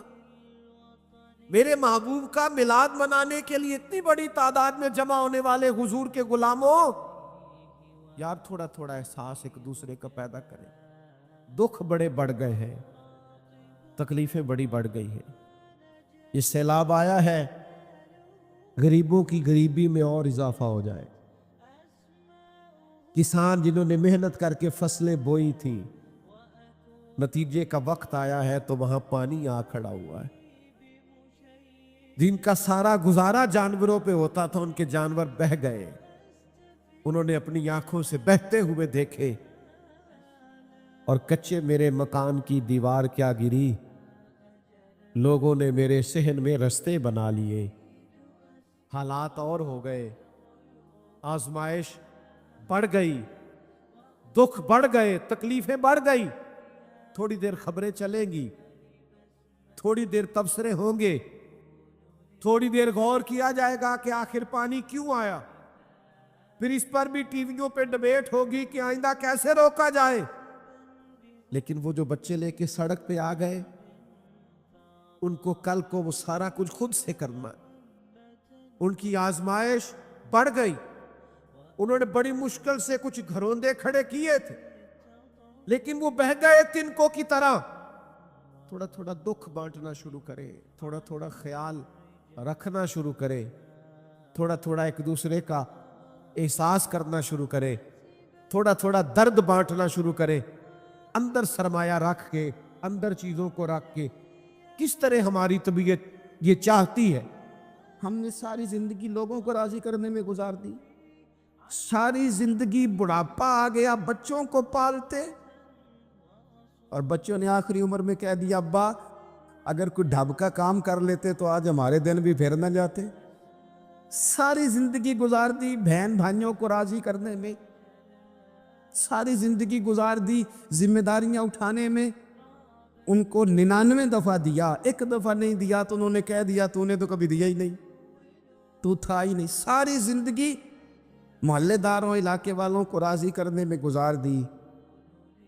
اور میں نے ایسے لوگ بھی دیکھے دین کے لیے وقت گزارا، لیکن جب بڑھاپے میں دانت کام نہ کرتے تھے تو وقت کے مفتیوں کو بھی مسجدوں کی کمیٹیوں نے کہہ دیا اب آپ کی سمجھ نہیں آتی، ہم نے خطیب کو یور رکھنا ہے، نہ دیکھو دنیا کی طرف، دنیا رلا دیتی ہے، نہ راضی کرو بندوں کو، بندے تھکا دیتے، نہ پیچھے بھاگو ہر وقت دنیا داروں کے، یہ انسان کو کمزور کر دیتے ہیں۔ وہ تو کریم ہی بڑا ہے، 2 آنسو زمین پر بعد میں گرتے ہیں، بندے کے گناہ سارے پہلے معاف فرما دیتا ہے۔ اللہ کی مدد کا حصول، اپنے مالک کی مدد کی طرف بڑھنا، آپ کو بدر کی جنگ بھی یہی درس دے گی، آپ کو احد کا میدان بھی یہی سبق دے گا، فتح مکہ بھی یہی سبق دے گا۔ میرے دوستو، جب رب مدد فرمائے، جب اللہ مددگار بنے، دوستوں سے ایک بات اکثر کرتا ہوں، میں کہتا ہوں کہ جتنے درد سے آپ امیر کو اپنی کہانی سناتے ہیں نا، اور جس طرح آپ کے آنسو بات کرنے سے پہلے گر جاتے ہیں کہ غریب ہیں، بچیاں ہیں، کاروبار نہیں، او میرے سنگیو، اس سے آدھے آنسو اپنے رب کی بارگاہ میں بکھیرو، اس کے حضور عرض گزار ہو جاؤ، اس سے طلب کرو۔ ایک وقت انسان پر زندگی میں ایسا آتا ہے کہ اسے یوں محسوس ہوتا ہے کہ میرا سایہ بھی ذرا سا پیچھے ہٹ گیا ہے، اسے یوں لگتا ہے کہ میں کسی سہارے پہ ہاتھ ڈالتا ہوں تو وہ بھاگ جاتا ہے مجھ سے۔ لیکن مالک کی بارگاہ ایسی عظیم بارگاہ ہے، رب رسول کے آستانے اتنے بڑے ہیں کہ آپ جب وہاں کشکول طلب دراز کرتے ہیں تو جھولی پھیلانے میں دیر لگتی ہے، ان کو بھرنے میں تو کوئی دیر نہیں لگتی۔ ہم نے اپنا سوچ کا قبلہ ہی دنیا کو بنا لیا ہے۔ یہ جو اللہ والوں کی مدد ہے یہ تو ہے نہیں، اللہ ہی کی مدد ہے، لیکن یہ جو سیٹھوں کی طرف توجہ کرنا، نوابوں کی طرف توجہ کرنا، دنیا داروں کی طرف توجہ کرنا اور اپنا مزاج اس طرح کا بنا لینا، یارو گردن کو جھکا دیتا ہے خیرات کا پتھر، جہاں میں مانگنے والوں کے سر کبھی اونچے نہیں ہوتے۔ اور اقبال کہتے ہیں غیرت ہے بڑی چیز جہان تگ و دو میں، پہناتی ہے یہ فقر کو تاج سردارا۔ میں عرض کروں گا کہ اپنی آپ جب توجہ کا قبلہ اللہ رسول کو بنائیں گے تو رب فرماتے وَيَرْزُقْهُ مِنْ حَيْثُ لَا يَحْتَسِبُ، میں نہ تجھے وہاں سے رزق دوں گا جہاں سے کبھی تیرا گمان بھی نہیں کیا ہوگا، یہاں سے بھی مل سکتا ہے، تو نے سوچا بھی نہیں ہوگا۔ بخاری شریف میں حدیث ہے، حضرت جابر ابن عبداللہ فرماتے ہیں نبی پاک صلی اللہ علیہ وسلم نے 300 لوگوں کا ایک لشکر روانہ کیا کسی مہم کے لیے، کسی جہاد کے لیے۔ حضرت ابو عبیدہ بن جراح رضی اللہ تعالیٰ عنہ امیر لشکر تھے۔ فرماتے غربت اتنی زیادہ تھی، بھوک اتنی زیادہ تھی کہ ایک ایک کھجور دن میں ایک وقت کھانے کو ملتی تھی، اور کچھ دن ایسے آئے کہ اب کھجور بھی نہیں مل رہی۔ فرماتے اتنی زیادہ بھوک لگی مجاہدین کو 300 بندہ پتے کھا کے گزارا ہونے لگے، یہ بخاری میں موجود ہے۔ آپ فرماتے ہیں کہ دریا کے کنارے ہمارا پڑاؤ تھا، ٹھہراؤ تھا، جب بھوک سے نڈھال ہو گئے وَيَرْزُقْهُ مِنْ حَيْثُ لَا يَحْتَسِبُ، اللہ وہاں سے روزی دیتا ہے، گمان بھی نہیں ہوتا۔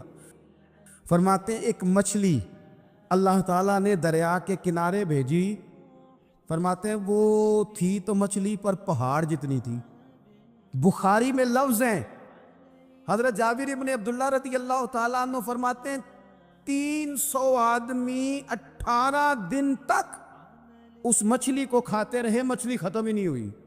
مچھلیاں نہیں، مچھلی کہتے ہیں 18 دن 300 بندہ کھاتا رہا، مچھلی ختم ہی نہیں ہوئی۔ اور فرماتے ہیں کہ اس کی ہڈی نکال کے، کانٹا کہیں گے آپ اپنی زبان میں، کہتے ہیں وہ نکال کے تو اس کو کھڑا کیا جب، تو اونٹ کجاوے سمیت اس کے بیچ سے گزر جاتا تھا، 2 اس کے کانٹے جوڑے۔ فرماتے ہیں وہ اس کا گوشت ہم کھاتے تھے اور اس کی چربی بطور تیل کے ہم جسموں پہ ملتے تھے، بیماروں کو اس سے سکون آتا تھا، تندرستی شفا ہوتی تھی۔ فرماتے ہیں ہم کھایا بھی ہم نے، اور کچھ لے کے ہم مدینے بھی گئے، اور قربان جائیں نبی پاک نے بھی اس میں سے کھایا۔ ہم نے عرض کی حضور یہ معمہ کیا ہے، یہ ماجرا کیا ہے؟ تو محبوب نے فرمایا تمہارے پاس غذا نہیں تھی، رب نے تمہارے لیے بندوبست کیا ہے، اللہ نے تمہیں دیا ہے۔ مکان شروع کر لیا، ایک صاحب نے مکان بنانے لگے، آپ وہ حساب لگا رہے ہیں، کہتے ہیں میرے پاس اتنے پیسے ہیں، اتنے میں نے فلانے دوست سے کہنے اس نے دے دینے، اتنے فلانے رشتہ دار سے کہنا اس نے دے دینے، اتنے فلانے سے کہنا اس نے دے دینے۔ یہ ساری کاپی بنا کے مکان شروع کر لیا۔ جو روز کہتا تھا کوئی حکم ہو جاتے 10 سب سے پہلے اس کو کہا میاں پیسے چاہیے دین، وہ کہندا ہو کل ہی منڈا ٹوریا، کدے تو پرسوں 10 داتے لب جانے سن۔ میں آپ کو اپنے تجربے کی بات بتا رہا ہوں۔ جن لوگوں کا خیال ہوتا ہے کہ آپ سٹارٹ کریں فلانا کام، ہم آپ کے ساتھ ہیں، اللہ کا ہی کوئی نظام ہے، وہ بالکل بھی نہیں ساتھ ہوتے۔ لیکن ایسا نہیں ہے کہ کوئی ساتھ نہیں ہوتا، اللہ تعالیٰ بڑے اسباب پیدا کرتا ہے، وہاں سے دیتا ہے جہاں سے گمان بھی۔ ہمارا یہ ذہن بن جاتا ہے ہم ساری اپنے حساب سے چلتے، اتنے رشتہ داروں سے، اتنے کون آپ کے ساتھ چلے گا؟ سوال ہی نہیں پیدا ہوتا۔ یہ سارے کام چھوڑ کے سب سے پہلے 2 رکعتیں پڑھو، اپنے رب کی بارگاہ میں، رسول کائنات کی بارگاہ میں گزارشات اور استغاثے پیش کرو، وہاں سے خیر طلب کرو۔ دنیا دار کیا دیں گے؟ کیا دے سکتے ہیں؟ کیا حیثیت ہوتی ہے کسی؟ اللہ کہتا ہے وہاں سے دوں گا۔ تو جو اللہ مال دے وہ لینا چاہیے کہ رشتہ داروں کا مال دیکھنا چاہیے؟ جو اللہ دے وہ لینا چاہیے کہ سیٹھوں نوابوں کی جیبیں دیکھنی چاہیے؟ جو اللہ دے وہ قبول کرنا چاہیے یا دیکھنا چاہیے کون سا آدمی کہاں پہنچ گیا؟ چھوڑو، اپنی مٹی پہ چلنے کا سلیقہ سیکھو۔ کسی کے سنگ مرمر پہ چلو گے تو پھسل جاؤ گے، پھسل جا۔ اس پر ایک اور بات عرض کر دوں، صحیح بخاری سے، مسلم سے ایک اور بات۔ کچھ چیزیں ایسی ہیں جن سے اللہ کی مدد آتی ہے، مدد ملتی ہے۔ ایک چیز ان میں سے ایسی ہے جس سے بہت مدد نازل ہوتی، وہ ہے کہ جب رب آپ کو دے نا تو پھر آپ بھی اس کے رستے میں دیں، پھر مدد آتی ہے، پھر اور آتا ہے۔ بخاری مسلم میں حدیث ہے، یہ زیادہ ہی توجہ طلب امر ہے، اس پر آپ غور کریں گے۔ حضرت ابو ہریرہ فرماتے ہیں کہ نبی پاک علیہ السلام نے فرمایا ایک شخص نے بادلوں کے اندر سے آواز سنی کہ فلاں آدمی کا کھیت اور باغ خشک ہو گیا ہے، وہاں برسو اور اس کے کھیت کو سیراب کرو۔ وہ بڑا حیران ہوا کہ بادل سے آواز آ رہی۔ پھر اس نے دیکھا کہ ایک پہاڑی پر بارش ہوئی، وہ بادل وہاں برسا، پھر نالیوں سے ہوتا ہوا پانی ایک طرف چلا۔ تو جس نے آواز سنی تھی، حضور بیان کر رہے ہیں، وہ بھی پیچھے پیچھے چلا کہ پانی کدھر جا رہا ہے۔ اس نے جا کے دیکھا کہ ایک مقام پہ ایک باغ کو وہ پانی لگ رہا ہے اور ایک آدمی وہ پانی لگا رہا ہے۔ اس نے اس سے پوچھا تیرا نام کیا ہے؟ اس نے کہا کیوں؟ کہنے لگا بتا نا۔ اس نے نام بتایا تو کہنے لگا یہی تو وہ نام ہے جو میں نے بادلوں کے اندر سے سنا ہے کہ فلاں کے کھیت کو پانی دے دو۔ اس نے کہا یار تو کیا عمل کرتا ہے کہ اسپیشل تیرے لیے بارش برسے؟ یہ بخاری پڑھ رہا ہوں، سیاستہ سے حدیث عرض کر رہا ہوں۔ اس سے پوچھا تو کیا کام کرتا ہے کہ جناب اللہ تبارک و تعالیٰ کا حکم کرم آیا کہ خاص تیرے لیے پانی برسے اور تیرے کھیت کو سیراب کرے؟ تو اس نے کہا چھوٹا ذمہ دار ہوں، پر جب فصل اگتی ہے تو 3 حصے کرتا ہوں، ایک حصہ اپنے بال بچوں پہ، بہن بھائیوں پہ خرچ کرتا ہوں، ایک حصہ پورا، اور ایک حصہ دوبارہ کاشتکاری پہ لگاتا ہوں، اور تیسرا حصہ خالص میں نے مسکینوں، یتیموں اور غریبوں کے لیے رکھا ہوا ہے۔ وہ جو تیسرا حصہ، اللہ کرے آپ سمجھے، وہ رب کے بندوں پہ تیسرا حصہ خرچ کرتا ہے نا، تو کریم مالک نے فرمایا جہاں سے غریب کا حصہ جاتا ہے وہ کھیت خشک نہیں رہنا چاہیے، وہ جہاں سے مسکین روٹی کھاتے ہیں وہ خشک نہ رہے، جہاں سے یتیموں کو کچھ آتا ہے کہیں اس کی فصل رہ نہ جائے۔ میں اور آپ بھی اگر اپنے مال میں مسکینوں، یتیموں، غریبوں کے حصے رکھ لیں گے تو فصلیں خشک نہیں رہیں گی، ان کے اندر تازگی آئے گی، نور آئے گا، کرم آئے گا، خاص کر خدا کی رحمت برسے گی۔ مدد اللہ سے چاہیں، اپنی توجہات کا مرکز رب رسول کی ذات کو بنائیں، پھر آپ محسوس کریں گے کہ بڑی جلدی اللہ تعالیٰ کی مدد آنے لگی ہے۔ کبھی آپ صرف کہہ دیں نا میرا رب میرے ساتھ ہے، اس لفظ میں اتنی طاقت ہے کہ دشمن ویسے زہر ہو جاتا ہے۔ زندگی میں کسی سے بھی لڑائی ہو، اچھی طرح سوچ لیں کہ اللہ اس طرف ہے یا اس طرف ہے۔ اگر آپ زیادتی پہ ہیں تو پھر رب مظلوم کی جانب ہے۔ اگر اللہ کی مدد آپ کے ساتھ ہے تو دنیا کی کوئی طاقت آپ کو گرا نہیں سکتی، اور اگر آپ مظلوم کے مقابلے میں ظالم بن کے آپ کھڑے ہو گئے ہیں اور آپ نے رویہ وہ اختیار کیا ہے کہ جس میں مدد نہیں آئے گی، تو پھر یاد رکھ لیں کہ آپ کوئی بھی ہیں، کہاں بھی ہیں، آپ کمزور ہیں۔